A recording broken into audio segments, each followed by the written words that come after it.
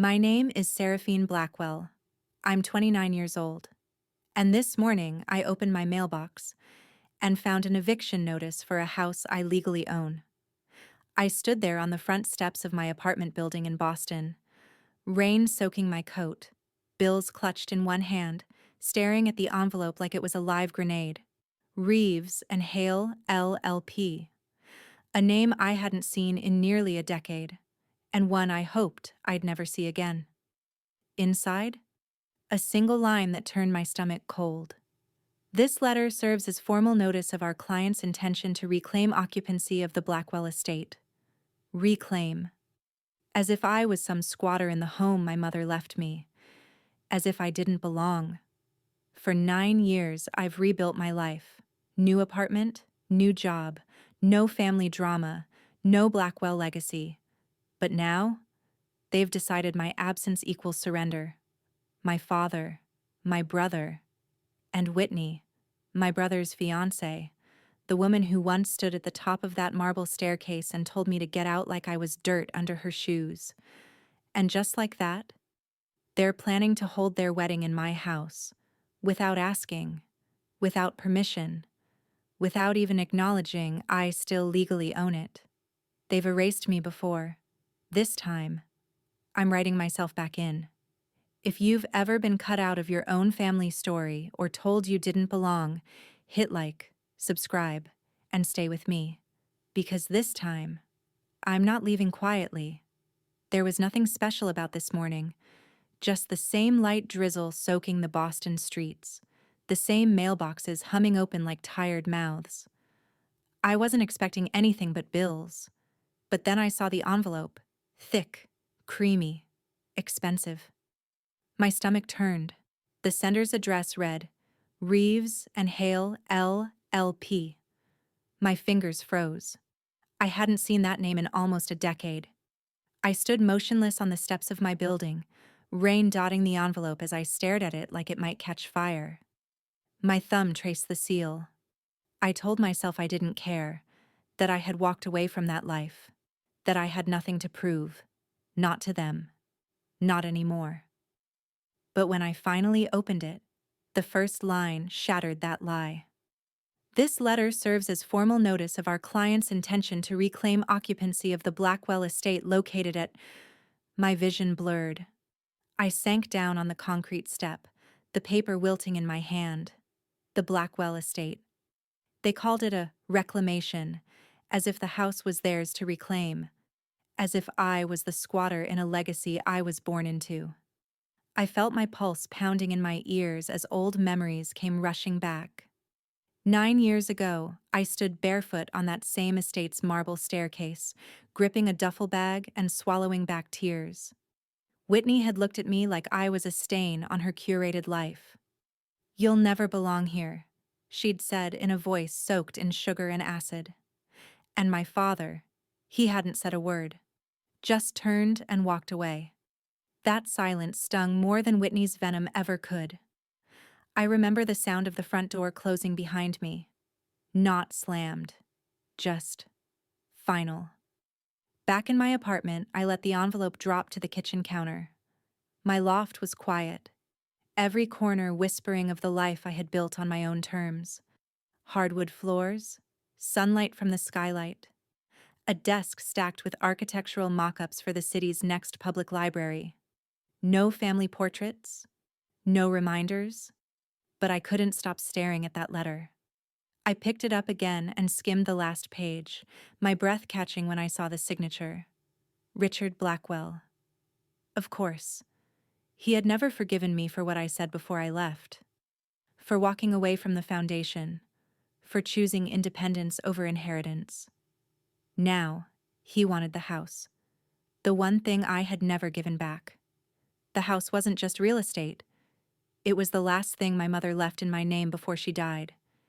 And they knew it. Whitney didn't want a ballroom, a church, or a coastal resort. She wanted that house. My house. As if marrying my brother wasn't enough, she wanted to erase me completely, from history, from memory, from blood. I grabbed the letter and turned it over. At the bottom, a phone number, typed in bold. My hand hovered over my phone for a long moment. I didn't want to go back, but I also didn't want to run, so I dialed. 3 rings. Then a voice answered. Calm. Familiar. Reeves and Hale. This is Marion Reeves speaking. I blinked. Mrs. Reeves. She had been my civics teacher in high school. Stern but fair, the kind of woman who saw everything and said very little. I hadn't thought about her in years. This is Seraphine Blackwell, I said slowly, heart thudding. There was a pause. Then, with eerie calm, she replied, Seraphine? I've been waiting for your call. They made the decision without me. Again.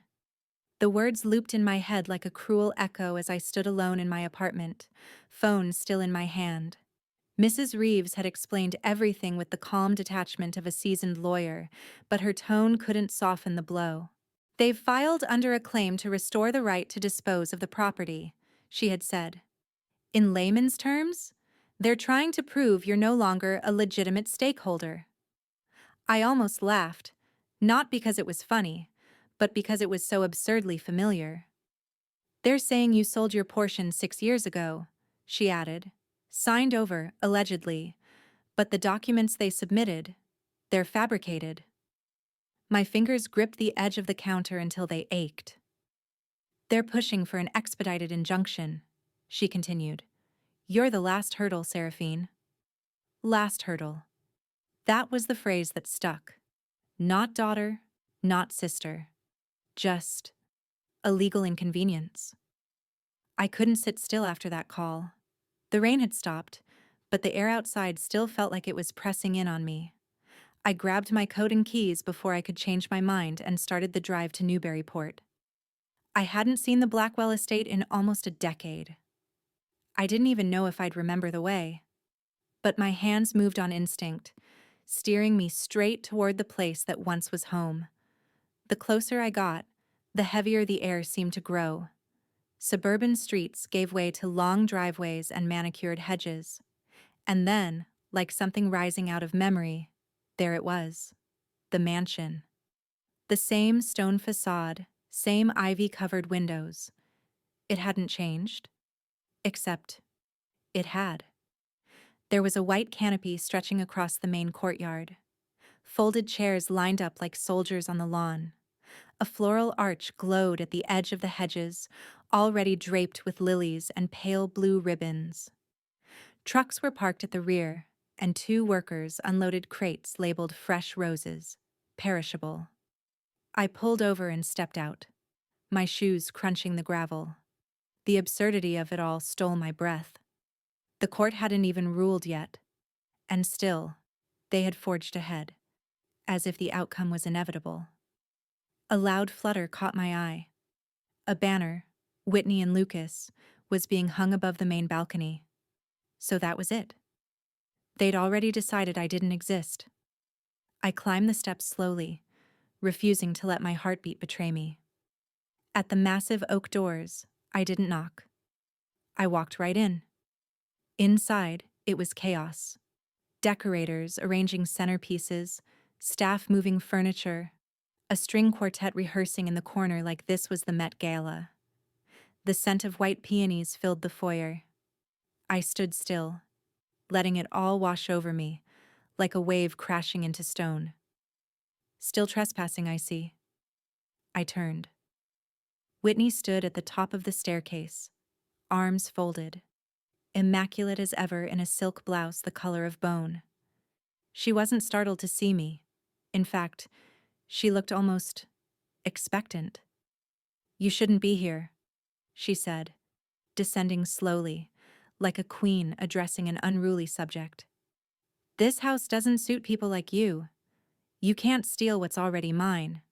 The words left my lips like a vow, quiet but thunderous in my head, as the elevator climbed floor after floor toward Mrs. Reeves's penthouse law office.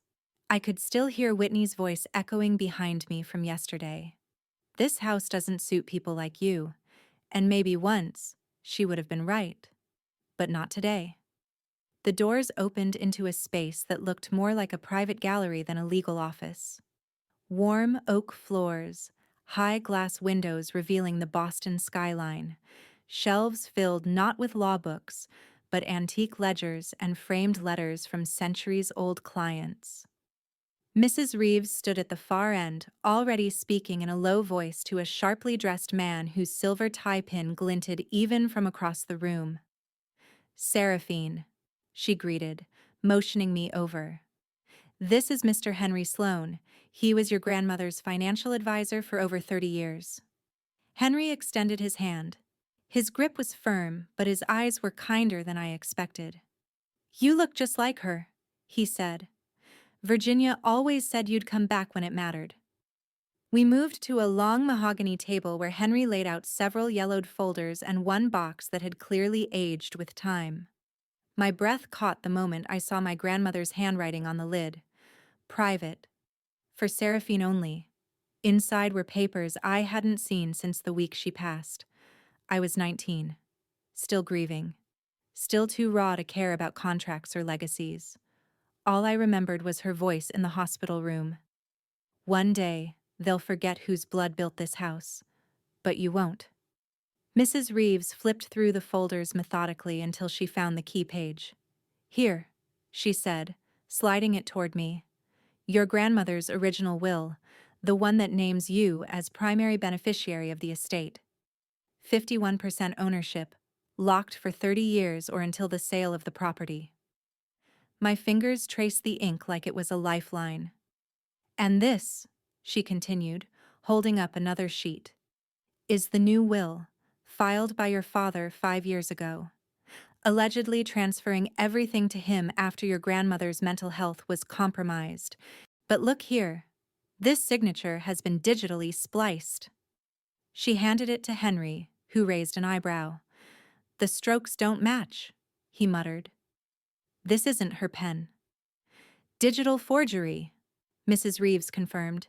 "Crude, but effective, unless someone checks."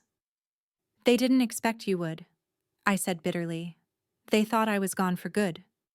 Mrs. Reeves leaned forward, her voice sharpening. "They've moved too fast. That's their mistake. Now let's make it costly." The plan took shape quickly. First, we'd file an emergency injunction to freeze any events on the estate. That alone would throw a wrench into their picture-perfect wedding timeline. Next, we'd challenge the validity of the second will. And after that, well, we'd let them sweat. "You'll need to sign here," Mrs. Reeves said, pushing a form across the table. "The legal authorization." My first real move. I took the pen, pausing only for a breath. This wasn't just ink on paper. It was the start of everything they didn't see coming. I signed. "Effective immediately," she said. "We block all wedding activities at the mansion." The sound of the pen's final stroke was quieter than it should have been, but in my chest, it roared. They always loved an audience. This time, so will I. The Fairmont Copley shimmered like a monument to power and pretense, every chandelier gleaming, every inch of carpet too soft to be real. I stood on the sidewalk outside, watching through the grand windows as Boston's elite sipped champagne beneath vaulted ceilings. Inside, the Blackwells and the Whitneys were already halfway through their latest performance. Tonight's show? The pre-wedding rehearsal dinner turned press spectacle, complete with photographers, a velvet backdrop stamped with gold initials, and a crowd of invited society columnists. Not a single member of the press had been told I was still legally tied to the property they were celebrating. But they would know soon. I stepped through the revolving doors and walked into a swell of piano music and polished laughter. Heads turned. I didn't stop. I wore black. Not out of mourning, but for punctuation. My heels echoed across the ballroom floor like a countdown. Conversations paused mid-sentence. At the far end of the room, on a small raised platform, a man in a velvet suit lifted a microphone. "And this weekend," the MC declared, "the Blackwell ancestral home will be the place to unite two legacies, the enduring name of Blackwell and the future of the Whitney empire. A round of applause erupted. On cue, Whitney's parents smiled for the cameras. Beside them, Lucas stood looking nervous and a bit too pale under the stage lighting. Richard and Eleanor flanked him, stoic as ever. Eleanor stepped forward next. She wore pearls and a practiced smile. "Our daughter," she began, carefully avoiding my name, "chose her own path some years ago, and while we respect her journey, we're grateful Lucas has chosen peace. This home, this family, needs to look forward now." A few sympathetic sighs rippled through the crowd. The cameras were rolling. That was my cue. I stepped forward, slow and deliberate, until I stood at the edge of the ballroom, a dark silhouette beneath the chandeliers. For a second, the room held its breath. "Don't stop," I said, voice steady. "You've always been great at theater." Several heads whipped toward me. Whitney's smile froze. Richard's jaw tightened. Lucas looked like he wanted to disappear. But I didn't stop. I walked straight up to the stage and pulled a folded sheet of paper from my clutch. The document from Mrs. Reeves, signed, notarized, and bulletproof. I handed it to the MC. He hesitated, confused.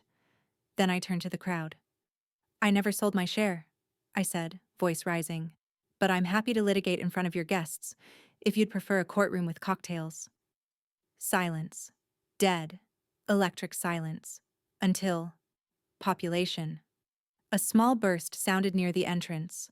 One of the camera lights overloaded with a loud snap, followed by the clatter of a light stand hitting the floor. But it was enough. The tension broke. Reporters surged forward. "Seraphine, are you disputing the ownership? Is it true your family misled the press? What will happen to the wedding?" Voices blurred into flashes. Whitney stepped forward, lips parting. But I cut her off with a look sharp enough to draw blood. "I'm not here to ruin anything," I said calmly. "But if you keep telling lies, I'll be forced to tell the truth. All of it." Then I turned, heels slicing through the noise, and walked out into the night. I didn't just keep the house. I kept the receipts. The phrase ran through my mind as I descended the narrow staircase into Henry Sloane's archive. It smelled of old paper and colder years. Cement, rust, and dust settled into the corners like secrets waiting to be disturbed. This wasn't the kind of place where you found hope. It was where you found proof. Henry walked ahead of me, his leather shoes silent against the concrete floor. "Your grandmother," he said without turning. "She didn't trust digital files, but she trusted me." "I know," I replied softly. "She once told me, 'They always forget the books.'" I didn't understand what she meant until now. We reached the back wall, lined with metal filing cabinets and an old gunmetal gray safe. Henry knelt and spun the dial with practiced fingers. "She kept two sets," he explained. "The ones the family saw and the ones she didn't want them to see. I only opened this after she passed, and only because she left me a letter that said, and I quote, 'If they touch what's hers, let them bleed for it.'" The lock clicked. Inside the safe was a sealed folder, the thick kind used in courtrooms. I reached for it and felt a tremor rise through my chest. When I opened it, my breath caught. Scanned ledger pages, neatly labeled. Withdrawals, adjustments, transfers. Dates and figures written in ink and pencil, layered over one another like two stories trying to occupy the same page. Henry stepped back, giving me space. I traced the year, 2020, and felt heat rise to my ears. $200,000, pulled from my trust fund, signed off by Richard Blackwell. I flipped to the next page. More names. Transactions filtered through dummy foundations.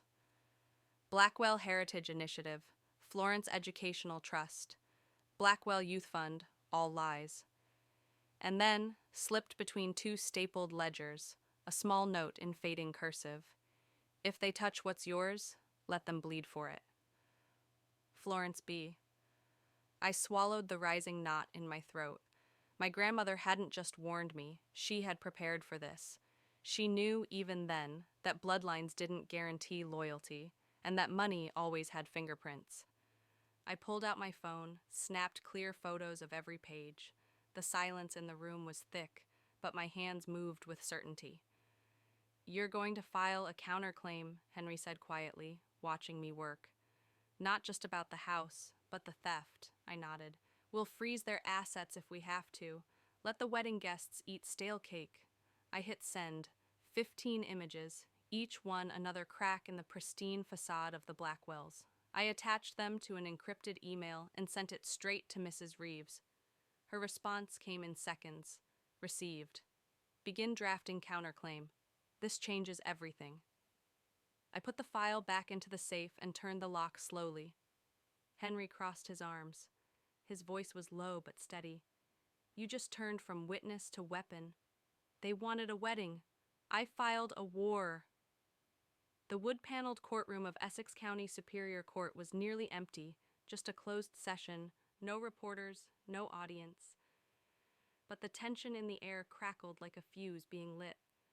I sat beside Mrs. Reeves, spine straight, breath measured, eyes fixed on the man seated across from me, Richard Blackwell. He didn't even try to look at me. Eleanor sat beside him in silence, her posture prim and venomous.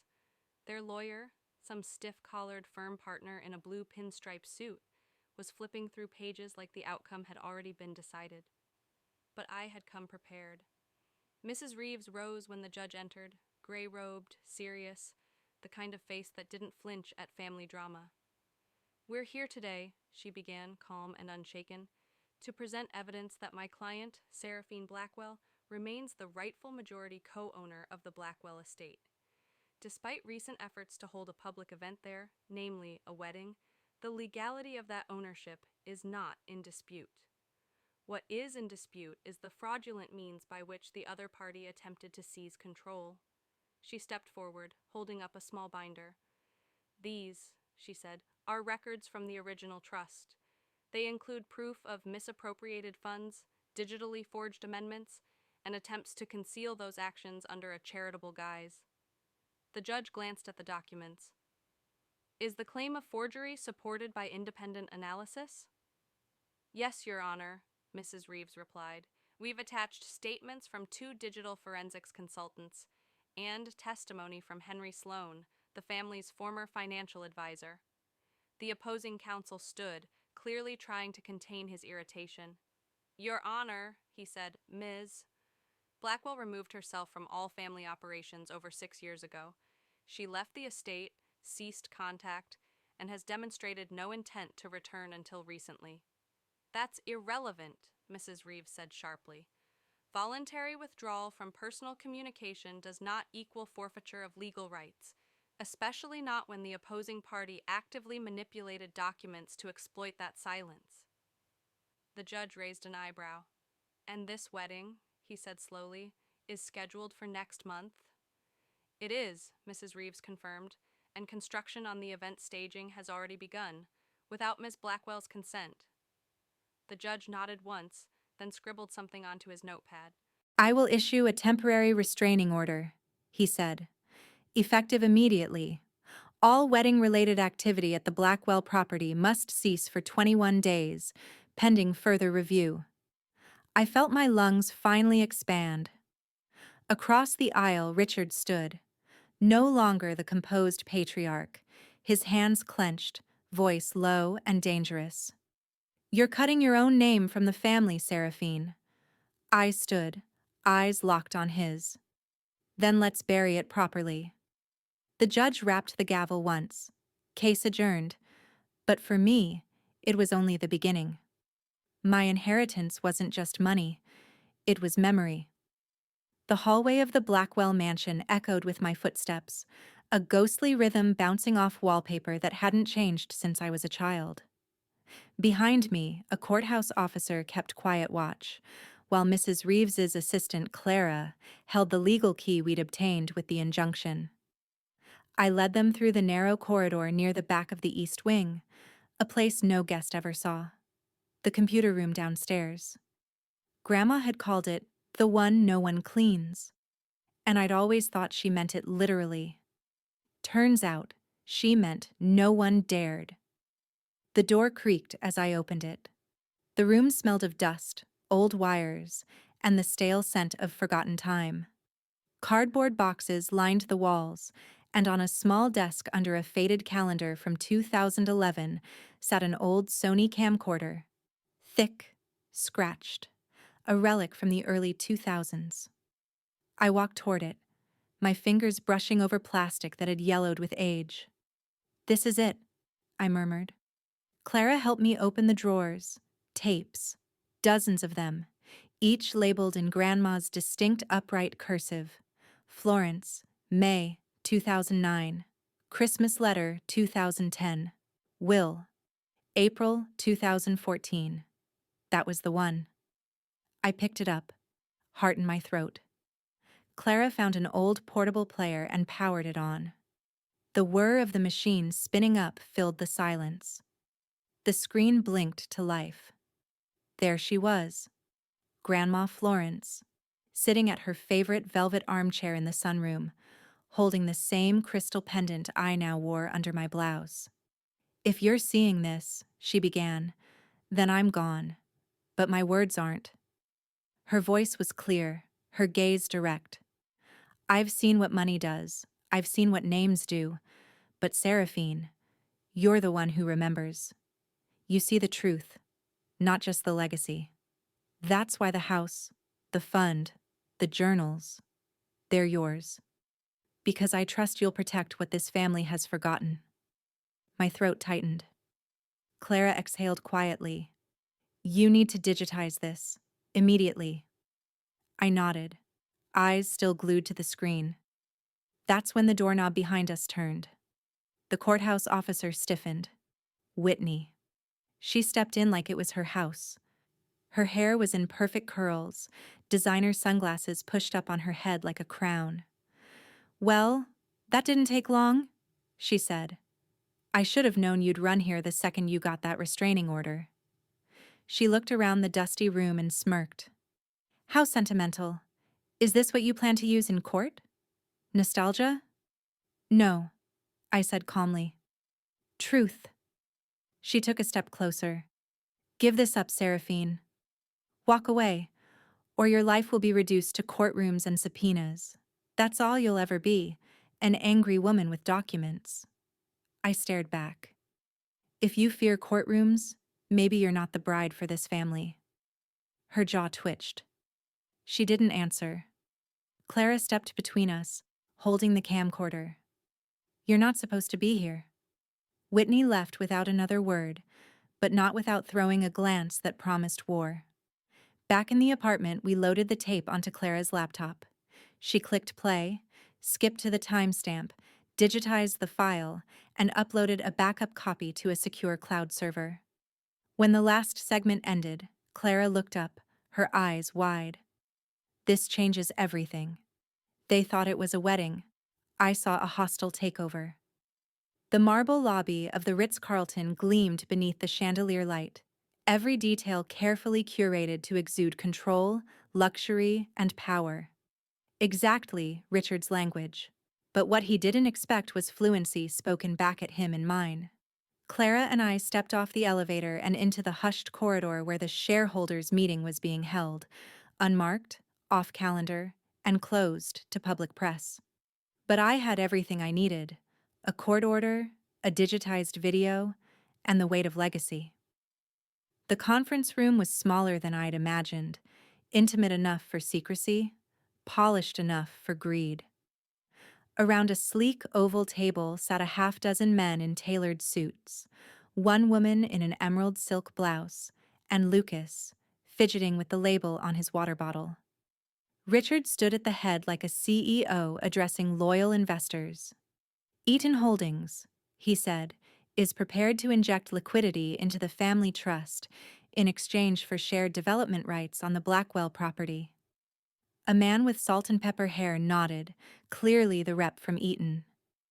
"We understand the estate is currently held by your family corporation. Is the title clean?" "It is," Richard replied smoothly. "Full ownership. Consolidated 6 years ago." I opened the door without knocking. The room turned. Eleanor gasped. Lucas paled. Only Richard managed a scowl that tried and failed to look composed. "Hello," I said. "I hope I'm not interrupting your deception." "Seraphine," Richard growled. "This is a private meeting." "Not when it involves selling property I legally own." I walked to the head of the table, pulled a certified envelope from my bag, and slid it across the glass. "A court injunction," I said, blocking any attempt to transfer, sell, or redevelop the Blackwell estate, effective until the ownership dispute is fully resolved. Eaton's rep raised an eyebrow. "There's an active dispute?" "I'm the 51% co-owner," I said, locking eyes with him, "and I've brought evidence." I placed Clara's laptop on the table. One click, and the screen lit up with Florence Blackwell's steady voice, her image frozen on the first frame of the digitized video. Richard lunged forward. "Turn that off." "Too late," I said. "Your investors have a right to know the foundation of your portfolio is rotting." The video played. My grandmother's words filled the room like judgment handed down from a higher court. "You're the one who remembers." I turned back to the table. "This house is 51% mine, and 100% not for sale." The man from Eton leaned back, clearly uncomfortable. He looked at Richard. "We'll need to revisit the due diligence. This isn't what was presented to us." "I suggest you vet your partners better," I added, tone sharp, "or your portfolio may bleed." Silence followed, taut as piano wire. Then Richard clenched his jaw, nostrils flaring, as if the air itself had betrayed him. But it wasn't his face I was watching. It was Lucas. He stared at me, not with scorn, not with certainty. Just a flicker of doubt. The first crack in the wall. "Every secret you bury grows teeth." The screen flickered with artificial cheer as the Friday morning talk show opened to upbeat music and wide, glossy smiles. I sat cross-legged on my sofa, cup of untouched coffee cooling in my hand, eyes locked on the woman in the designer cream suit. Whitney. And we're so excited to welcome Whitney Carrington, philanthropist, entrepreneur, and soon to be a Blackwell by marriage. The host beamed. Whitney's smile was delicate, sculpted. "Thank you for having me. It's such a blessing to be part of a family that values tradition and healing." Healing. I set the mug down a little too hard. The segment slid into casual banter about the upcoming, slightly controversial venue choice. Whitney played it coy. "The estate holds history, and Lucas wanted that grounding. Of course, we've had complications, but we're all just trying to move forward." And then, soft as lace-wrapped daggers. "It's always heartbreaking when mental health interferes with family unity, but love, patience, and professional help can guide us back." The host gave a well-rehearsed frown. "Are you referring to your future sister-in-law?" Whitney tilted her head, voice feather-light. "I think it's important to respect her privacy. We all have chapters we wish ended differently. She was young when she left. She had episodes. But we forgive. That's what family does." The segment ended with a tasteful fade into a commercial for lavender-scented dish soap. I didn't scream. I didn't cry. I opened my laptop. It took Clara 20 minutes to help me cue the full digitized video, unedited, uncut. Florence Blackwell, sitting in the sunlit parlor of 2015, eyes sharp as her pearls, voice unwavering. "To my granddaughter Seraphine, I leave the house because she's the one who remembers. If they erase her, they erase the Blackwell name." The upload finished. I stared at the blinking cursor above the caption, then typed, "They buried my name. Here's what they forgot. Stand with Seraphine." I clicked Go Live. The screen filled with the opening frame, my grandmother, the one they couldn't touch. The video passed 20,000 views in the first hour. By noon, it crossed 700,000. Florence's voice flooded phones and tablets across New England, across generations of people who'd been told they didn't belong, didn't matter. I refreshed the trending tab. Stand with Seraphine sat at number 3. A screenshot popped up. Someone had captured Whitney, mid-show, glancing at her phone and paling, then walking off set. She hadn't even waited for the final segment. I smiled without joy. She'd chosen the battlefield. I just turned on the lights. Before they buried the truth, I found the ledger. The chill of the Harvard Law Library hit differently than the streets outside. It wasn't cold, not exactly, but it had that particular stillness that clung to old books and older secrets. Henry walked ahead of me through the marble hall, his steps firm but reverent, as though he were entering a cathedral. "We're not just looking for ink and paper," he said, glancing over his shoulder. "We're looking for intent." The rare archives room wasn't open to the public. You needed clearance, 2 forms of ID, and a specific reason that would satisfy a former librarian trained by Florence Blackwell herself. Eleanor Pritchard, the nameplate read. She looked up as we approached. Gray hair swept into a disciplined chignon, her eyes immediately narrowing. "Henry," she said, with the faintest nod. Then her eyes fell on me. "And you must be Florence's shadow." I blinked. "That's what she called you," Eleanor continued. "Said if ever someone came with your cheekbones and her fire, to let them in." She led us to a back corridor, unlocking a glass case lined with thick ledgers. On the spine of one, Community Reconstruction Fund, 2019. The handwriting was Florence's, elegant, sharp, and unmistakably deliberate. Henry handled the book like something sacred. I turned the pages slowly, the paper soft with time but the ink still biting. And there it was. March 11th, 2019. Withdrawal, $2.1 million. Signed, Richard Blackwell. Purpose, infrastructure grant support. Status, unverified. Next to it, in Florence's handwriting, collateralized against private loan from Eaton Holdings. No board approval. I didn't say anything for a long while. The silence was loud, almost respectful. Then I whispered, "He used our name to rob the town." Henry nodded. "And covered it with family legacy. That ledger has legal weight, Seraphine." As I scanned each page into my secure folder, I felt something uncoil in my chest. Not rage, not triumph. Clarity. He hadn't just betrayed me, he'd betrayed hundreds. Neighborhoods rebuilt in name only, funds siphoned behind closed doors. He wore tradition like armor, but underneath, he was a man who gambled trust and signed away souls in exchange for credit lines. "I'll bring this to Mrs. Reeves tonight," I said, zipping the file shut. Henry rested a hand on the glass case. "You don't need revenge, Seraphine," he said quietly. "You have evidence." The courtroom wasn't a battlefield, it was a mirror. I adjusted my blazer in the hallway mirror, but it wasn't vanity. It was armor. The reflection staring back wasn't the girl who had been cast out, mocked, forgotten. It was the woman who had returned not to beg, but to reveal, to reflect. June 2nd, 2024, Massachusetts Federal Court, Civil Division. The courtroom had that unnerving sterility. White walls, clean benches, a judge's bench elevated just high enough to remind you where power sat. But this time, it wasn't above me. Not really. Richard was already seated at the table to the left, flanked by 2 men in sleek gray suits who whispered furiously into his ear. Eleanor sat behind them, stony-faced. Lucas was absent.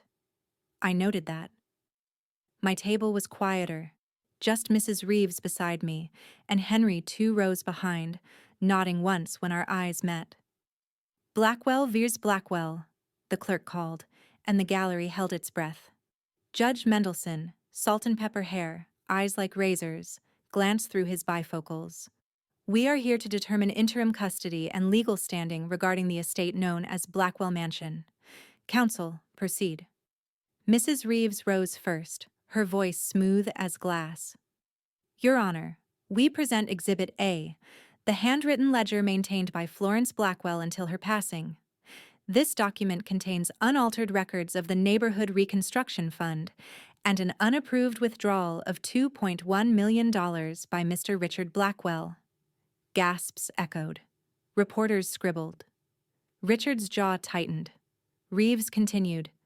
This withdrawal was never authorized by the Community Board nor the Family Trust. We also submit digital copies dated and time-stamped, along with Florence Blackwell's own marginalia. The judge raised an eyebrow. And the original? I stepped forward. Right here, Your Honor. I handed over the clear plastic envelope, the last tangible piece of my grandmother's fire. He took it without comment. Richard's lead attorney stood. We object to its admissibility. There is no chain of custody. The document could have been fabricated. Mrs. Reeves didn't flinch. We welcome forensic analysis. The ink, paper, and notation styles are consistent with all prior Florence Blackwell documents housed at Harvard Law Library. Richard finally spoke. This is a smear campaign from a disgruntled... Judge Mendelsohn raised a hand. Mr. Blackwell, this is a courtroom, not a press release. He flipped through the ledger, paused, read aloud. If they touch what's yours, let them bleed for it. His voice was quiet, but it carved through the room like steel. Then he looked up. This document demands review, but if authentic, the consequences will be criminal. No one spoke. No one needed to. I felt Eleanor's eyes burning through me, but I didn't look away.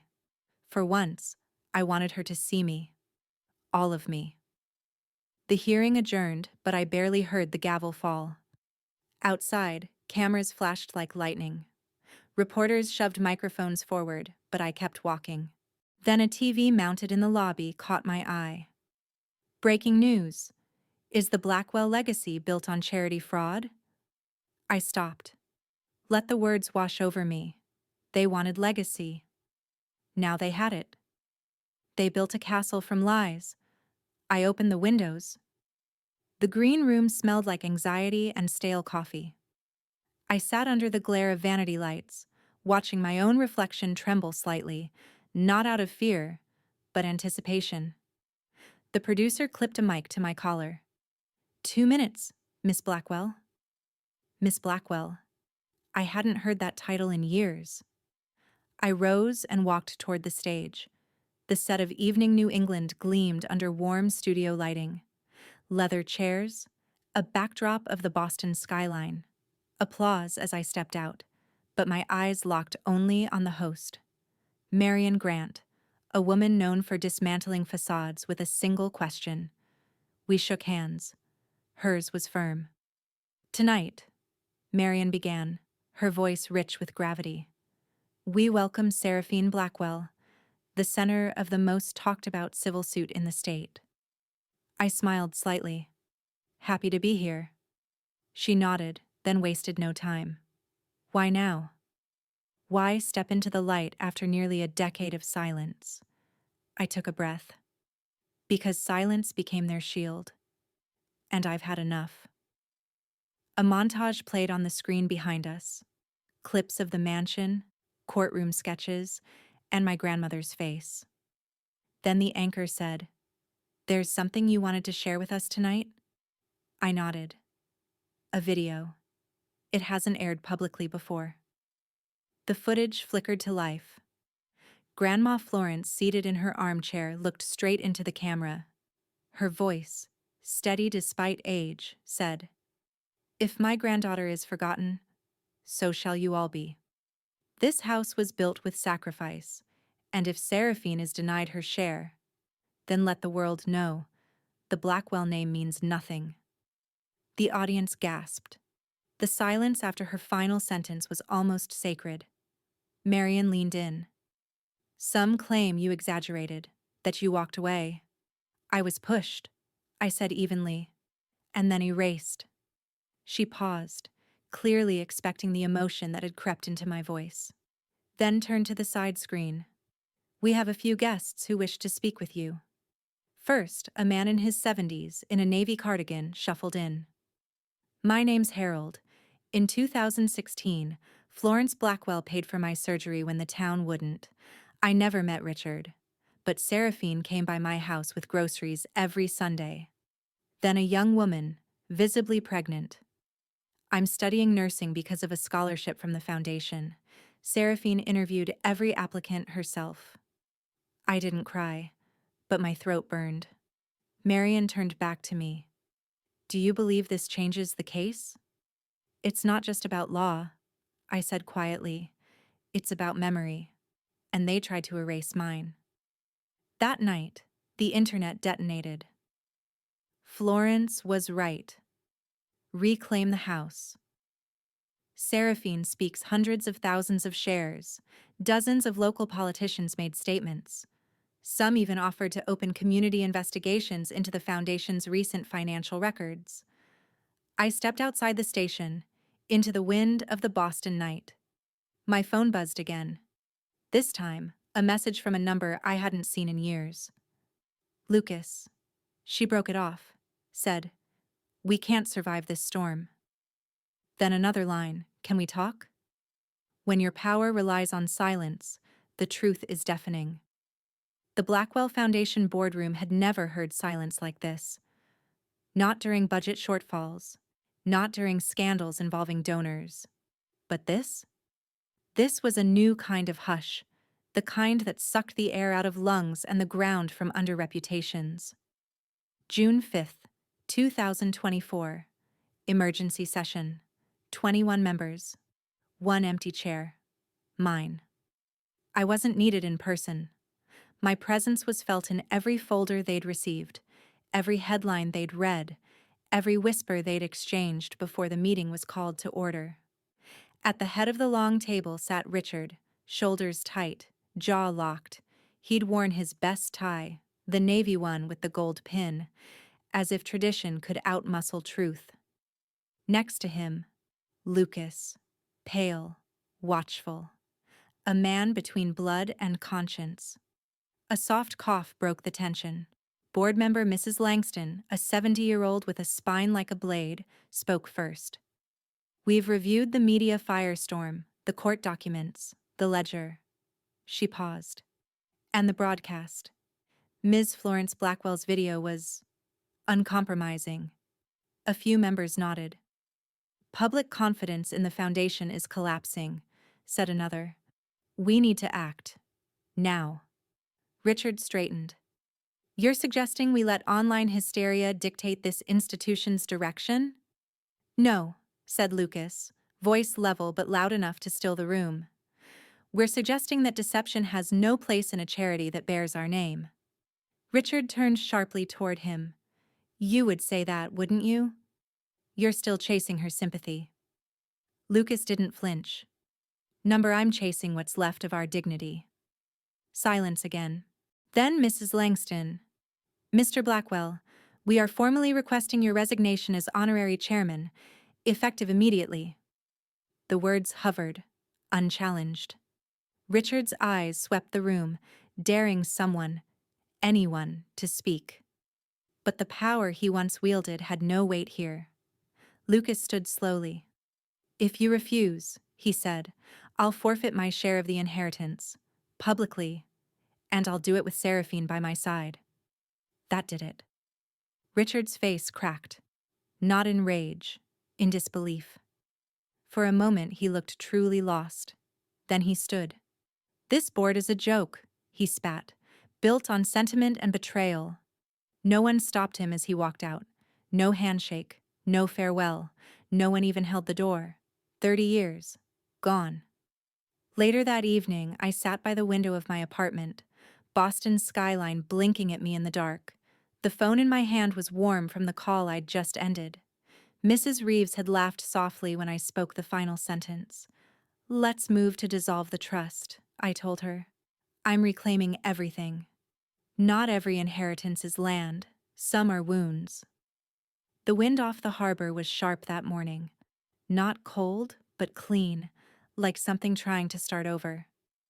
I stood on the uneven sidewalk of Oak Ridge, the same block I used to avoid eye contact with as a teenager, back when the family limo rolled through and the tinted glass made shame easier to carry. Now, there was no glass to hide behind, just dirt and rust, and people watching me, not with suspicion, but with curiosity. Henry Sloan adjusted his scarf, nodding toward the chain-link fence that barely held back what used to be a playground. "Sure you want to do it here? Boston's full of shinier neighborhoods." "I don't want shiny," I said. "I want true." A camera crew zoomed in, catching the modest banner we'd just hung over the entrance: Florence Community Center, coming 2025. Next to it, a smaller line in my handwriting: "In memory of Florence Blackwell." And all they tried to forget. The ground beneath my boots was lumpy and scarred, kind of like me. I stepped up to the makeshift podium. The mic was cheap. The audience was small. Local residents, mostly. Elderly men in worn coats, single mothers holding toddlers, a few teens with earbuds still in. But when I spoke, the silence was reverent. "My grandmother didn't give me a mansion," I began. "She gave me a mirror, and I didn't like what I saw in it. Not until now." I paused, letting the truth settle. This land once had a center funded by the Blackwell name. Then the money vanished. So did the trust. And so did I. A woman near the front wiped her eyes. "That ends today," I said. The applause wasn't thunderous, but it was real. Henry handed me the ceremonial shovel. I dug the first patch of earth, turning it over like memory. Soft, weighty, complicated. As reporters packed up and volunteers began marking spots for future walls, Henry pulled me aside. "Why here, really?" I looked around. "Because this is where they erased me, and I want to write myself back in." He nodded, like that explained more than words could. Just as we turned to leave, a figure approached, tall, coat buttoned to the neck, face obscured under a cap. He handed me a thick envelope sealed in red wax.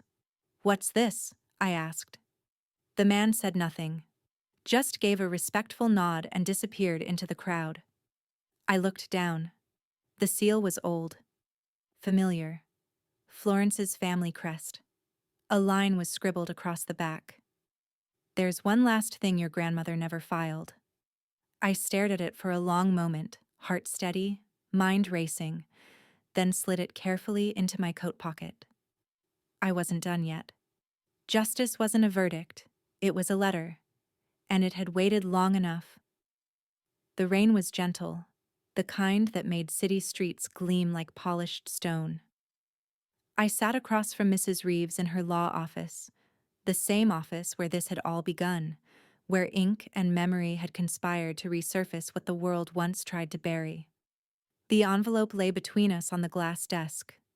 Red wax, Blackwell seal. Edges softened by time.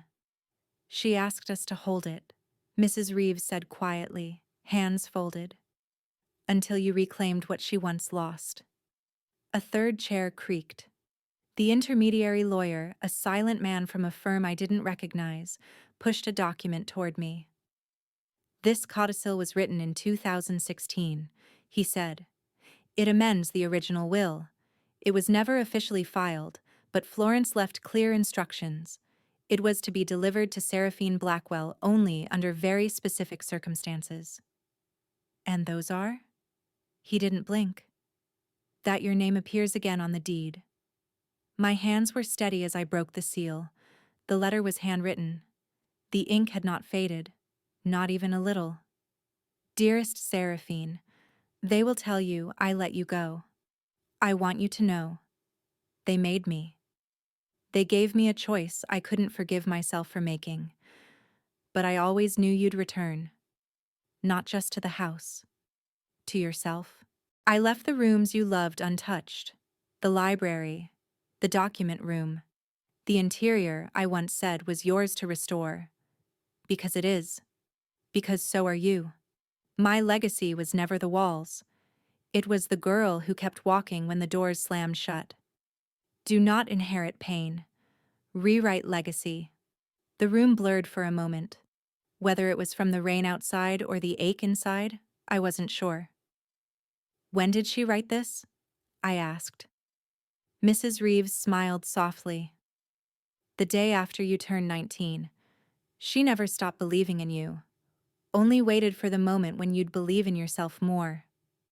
I left without another word, the letter pressed to my chest. By the time I reached the Blackwell mansion, the rain had faded to mist. The gates creaked open as if remembering my footsteps. The house stood solemn, not as a prize or a battleground anymore, just a home, long misunderstood. I unlocked the front door with a new set of keys. My name, legally, undeniably, was on the brass plate now. I stepped inside. The silence wasn't heavy anymore. It was patient. It waited with me. Upstairs, the library smelled like old paper and lavender, Florence's scent. On the mantel, untouched for years, sat the photo of us. Me in a sundress. Her with that knowing smile. I slipped the letter into the drawer beneath it. She didn't need a eulogy. She'd already written the mansion once used to erase her now stood with her name etched into its legacy. Seraphine didn't just win a case. She reclaimed every inch of dignity they tried to bury beneath deception. Justice, in her story, was never swift, but it arrived with the weight of truth and the silence of those who once spoke too loudly. Like the final chord of a long-forgotten melody, justice may arrive late, but it resonates powerfully once it's heard. No wall of lies can stand forever against the tide of truth. If you've ever been underestimated, erased, or told to stay silent for the sake of family peace, tell me your story in the comments. And if you're still fighting for your voice, your home, or your rightful place, hit like. Subscribe. Because trust me, the most powerful comeback is the one they never saw coming.